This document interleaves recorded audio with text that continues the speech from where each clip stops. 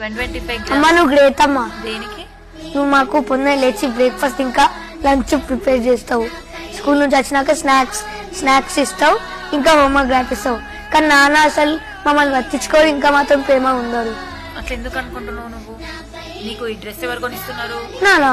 Book ఎవరు కొనిస్తున్నారు? నానా. నీకు కావాల్సిన ప్రతి వస్తువు కొనిచ్చేది ఎవరు? నానా. కదా, అట్లాంటప్పుడు నాన్న ప్రేమ లేదు అని ఎందుకు అనుకుంటున్నావు? అమ్మ ప్రేమ కనిపిస్తుంది, నాన్న ప్రేమ కనిపించదు. అర్థమవుతుందా? అరే అమ్మ ఇంకోసారి నాన్న అట్లనా. నువ్వు నా ప్రాణం మనిన సరిపోదట మాట, నాన్నకై ప్రాణం